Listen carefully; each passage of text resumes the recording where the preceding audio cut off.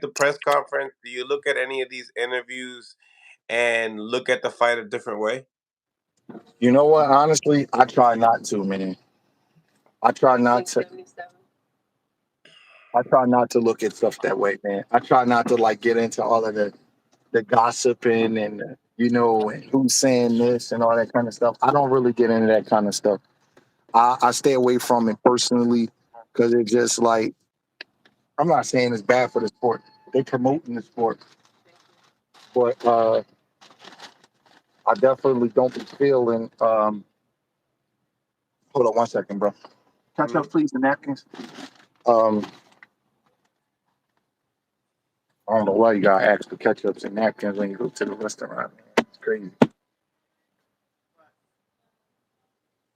All right, I'm good. Um, yeah, I try not to get into that stuff personally, man, with all of the back and forth and you know what I mean? Because that stuff turns the casuals on. I don't really get nothing out of that, man. I done been to a million press conferences and seen everything you could see, but they're doing a good job of promoting the fight. I can see everybody's you know, in tune to the fight, and Tank's a good talker and he's real comfortable with that big stage because he's been on it for a while. So he's gonna have an advantage over most guys at those kind of in those kind of environments. You know what I mean? He's real charismatic in the way he approaches it. And, I see Frank Martin. He's trying to hold his own from what I've seen. So I'm looking for a good fight. Um, even like when people talk about like the sparring and they make little assumptions like, hey, oh, he got like the brick hand and stuff like that. Do you feel like anything like even when they say certain things like that, fighters? What do you mean? I'm a little confused at the So, question. in the press conference, were you able to watch the press conference? How I about that? watched like a friend of mine sent me like little pieces of it, like because my friends know that I don't watch stuff like that, so they were like, "What do you think about this?" or "What do you think about that?" So I did see little bits and pieces, but I didn't watch it in its entirety. Anything that you seen that you bumped into that intrigued you? Um, Gilly and Wallow was interviewing both of them next to each other, and I heard Tank say, "I saw you on the pads. You ain't doing nothing different." And then Frank said, "That's the shit that we want you to see. We got some other stuff going." So I thought that was interesting. And then And then Coach Calvin says, "Thank you for the game plan." yeah, and then Tank said, "The only person that could save you is that man right there." I think he was pointing at Derek James. So I thought that was interesting. He showed the coach some respect, and he was watching him hit the pads, which I thought was interesting. But other than that, it's just regular shit talk. You're not from the hood. You're from that kind of stuff. I mean, we didn't seen that a million times.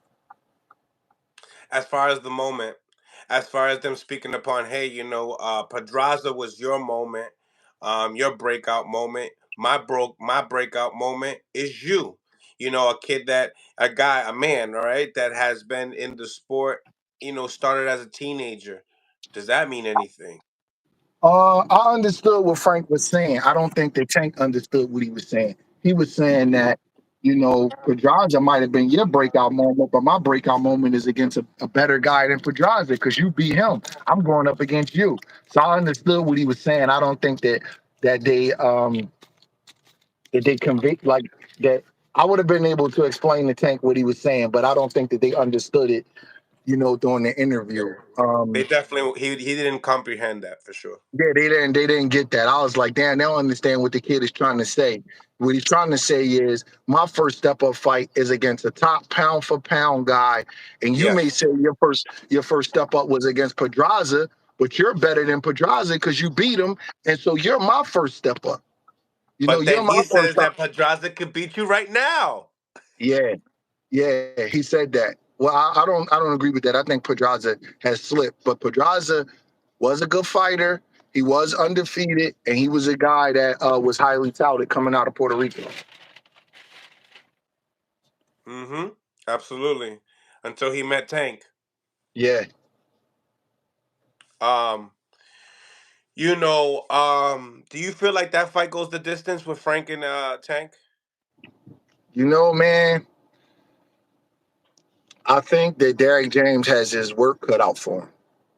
I think that they have to come up with a really, really, really, really good game plan to neutralize Tank. I've always told you that I think Tank is a special fighter. He has the ability to make you open up and then counter you and knock you out with one punch. Very, very rare. Because a lot of guys who fight, people say, well, he loses round and he's not busy. And he's not, but his IQ is so good and his instincts is so good, he knows how to make you open up. And when he makes you open up, he got like that quick trigger pull where he can, you know, um, clip you with a big shot. So I think that Teofimo Lopez, he said something really, really interesting years ago. He said, man, I know how to beat Tank. I know how to fight him. Don't commit. And I actually think he's right. It might make for a boring fight, but the name of the game is his professional boxing, so you definitely don't want to be boring. But the first thing you want to do is secure the win. And I thought it was really interesting that he said that. And and I think that that they're gonna have to find a game plan to come up with where he's not stinking the joint out, but while he's also not overcommitting and getting clipped with a big shot. So I think that Derrick James' work is cut out for him because I liked Frank Martin. He's a good fighter, but he got outboxed by that guy in his last fight. So he's gonna have to improve upon that because that guy is not as sharp or good as Tank. So not that boxing works this way, but Tank, in my opinion, is the better boxer in this fight, the better athlete, and he's more experienced, and he's the better puncher.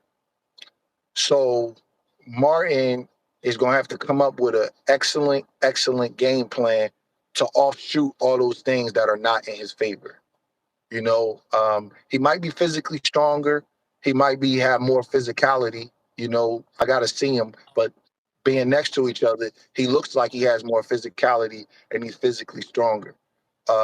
But who knows until they get in the ring? But I do believe Tank is a better puncher, a better boxer, more experienced, more talented. So they got their work cut out for him. I could see a decision or a knockout. But I think it's funny. Everybody saw Derrick James couldn't train, and then now he pulled out. Well, Ryan Garcia, has his issues, but that was a good game plan they came up with Devin Haney. So I think that Derrick is a great trainer, and I think that they're gonna have to really come up with a game plan to neutralize Tank. It's gonna be tough because again, I saw the other guy outbox Frank Martin, and Frank Martin had to kind of grind it out and grit a victory out, which is nothing wrong with. But Tank is a higher level of boxer than that guy. Right, right. Um, as far as Tank saying that, Derek is here for a check. Do you and then, in the same token we have Frank that's saying, no, I'm really here to win in this fight. He Um, said Derek is here for a check, or did he say that Frank was here for a check? nah, he said Derek is here for the check. Oh wow, I didn't hear that. I don't believe that. I think they want to win. You face a lot of criticism in boxing, and unfortunately, as your trainer, when your guy loses, your brand suffers. That's just how it is. Everybody blames the trainer. You can have a trainer, you can have a guy sit in the gym all day long and talk on his phone, and then pick up the pads when the camera gets in there. And if his guys win, everybody gonna want to come to that guy. Then you have a trainer that work his ass off, and then his guy may lose, and then people will say, "Well, he can't train." I look at a trainer like this: not just wins and losses, but are you getting the most out of your fighter? Because sometimes you're in a fight that you can't win, but are your guys performing and are you getting the most out of them? And I feel like that Derek understands this, We've got the same amount of experience as far as being on the scene.